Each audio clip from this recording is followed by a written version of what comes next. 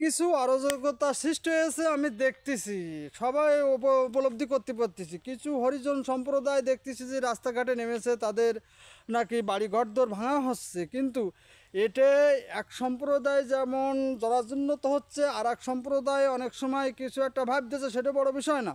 তাই দেশের ভিতরে যদি কোনো নাশকতা তৈরি হয়, যে উচ্ছৃঙ্খলা তৈরি হয়, তাই বাইরের রাষ্ট্র সুযোগ নেয় যে অন্য দেশ দেউলিয়া ভাব, অন্য দেশ সম্পর্কে যে না ওদের সাম্প্রদায়িক হানাহানি।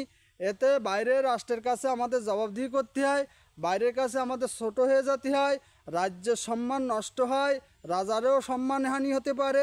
তাই সর্বদা এই দাঙ্গা হাঙ্গামা করা যাবে না, সম্প্রীতি অনুযায়ী আমাদের সর্বদাই চলতে হবে এবং দেশের প্রতি ভালোবাসা রাখতে হবে।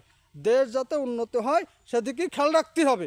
দেশের সংবিধান অনুযায়ী আমরা চলব, স্বধর্মের বিধিবিধান দেশের মানিয়া চলিব, এটাই আমাদের কথা। এবং সাম্প্রদায়িক সবাই মিলে দেশে যাতে রক্ষা করা যেতে পারে সেই দিক থেকে আমরা বিবেচনা করব।